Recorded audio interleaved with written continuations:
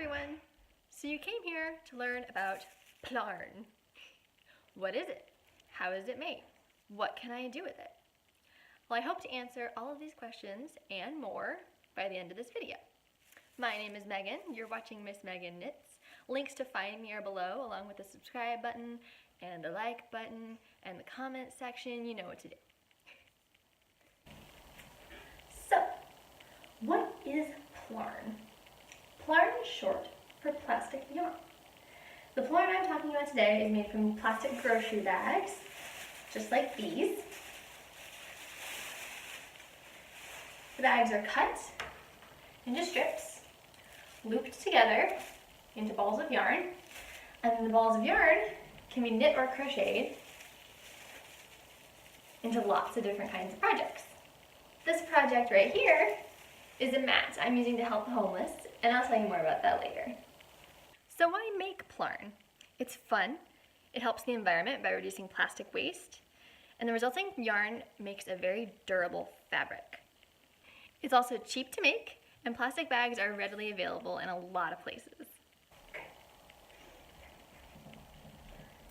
Now, let's get down to the nitty-gritty of it, making the Plarn. We first start with the humble grocery bag, just like this one, or any one of any size will work just the same. And the first thing you have to do is flatten the bag down really well.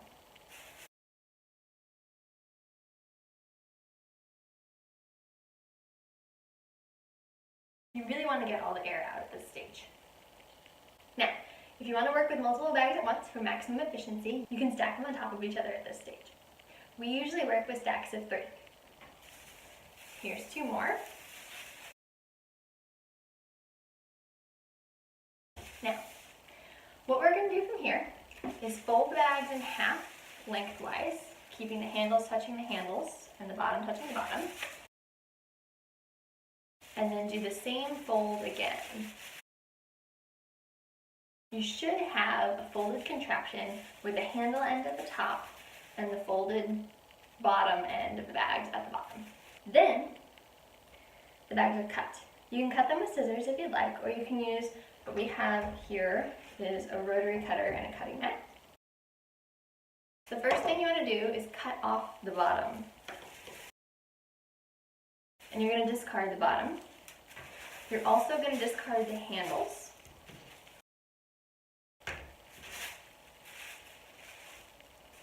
And then you're going to cut into strips. Now, the width of the strips can vary depending on how you like to make your Plarn. I personally prefer 2-inch strips, so that's what I'm going to be doing today.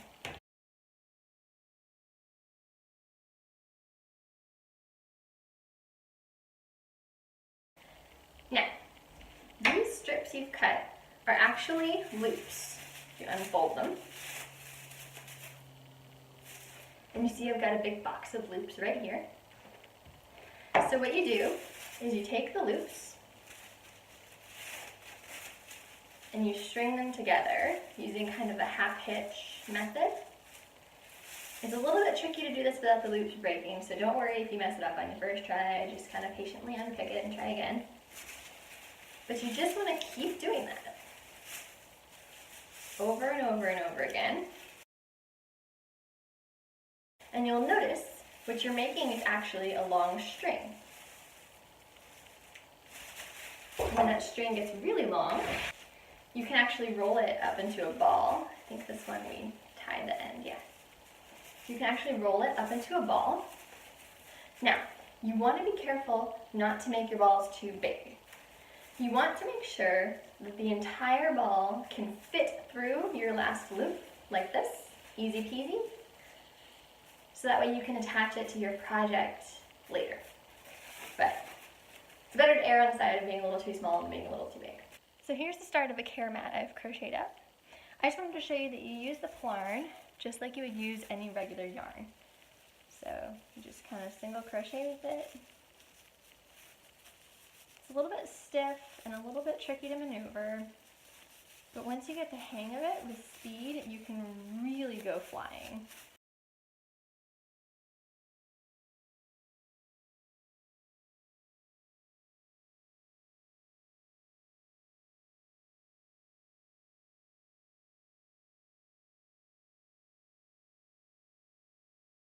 It's worth noting that your Plarn is going to look like it has 2 strands. You want to hold them together and crochet them as if they're 1 strand. So I've reached the end of this ball of Plarn, and I just wanted to show you how to attach another ball of Plarn. So I've reached the end of one ball. I have my loop here, and I'm just going to grab my new ball of Plarn and kind of unwind it a little bit. And you see I have this loop here at the end of my new ball.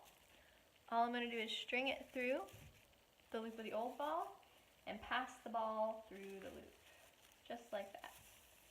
Just like we've been doing to make the Plarn. You make the same kind of knot. Pull it tight, and then you have more Plarn already attached. Just work right through the knot and you've got more Plarn. So, what do you do with this stuff? Plarn can be either knit or crocheted into fabric.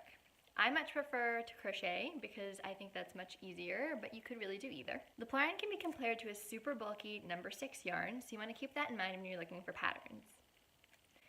Knitters, you'll want to use a needle size of about 15 or larger.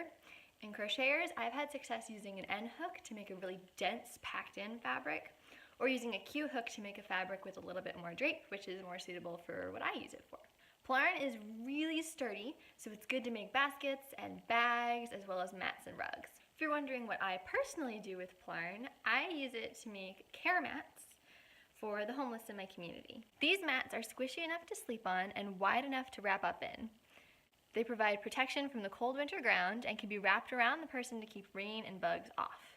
Straps are attached so the mat can be easily rolled up and carried or stored.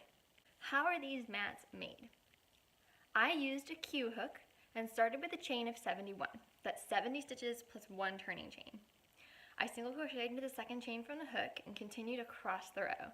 Chain 1, turn, and single crochet across. Make sure you don't crochet into your turning chain or it'll just grow really big. I basically just keep making that single crochet rectangle until the mat is about 6 feet tall. I don't measure it, but I kind of hold it up like above me. I'm about 5'7", so when it's about yay tall, it's about 6 feet. I also usually add a border around the edge, but this is completely optional. It doesn't add anything structurally. I just think it makes it look a little prettier. And if you're gonna give something away to someone, you should make it look as pretty as possible. I mean, even if it is made out of trash, basically. For the straps, I actually use caution tape from the hardware store. You don't need a lot to make a strap for a mat. It's inexpensive, but it's a lot more durable than just plastic bags. So I make basically a long chain and I kind of measure it against the mat to see if it's long enough for me to do it, to roll it up and tie it the way I want to. If you're using Plarn to make your straps, I recommend doing a long chain and then a single crochet row back across just for some added durability. A lot of people from my church are doing that and that works really well for them. I really like the caution tape because it saves me a step. To attach the strap to the mat, some people like to do a single crochet along the edge. I actually like to just loop it through some of my stitches, a couple rows in, and then tie it in a nice secure knot. So there we have it. That's everything I know about Plarn from beginning to end. I hope this video inspires you to make some Plarn of your own. Once again, my name is Megan. This has been Miss Megan Knits. That noise right there is my dog playing with her toy. Sophie. Shh. Have a wonderful day, and I hope to see you again soon. Bye.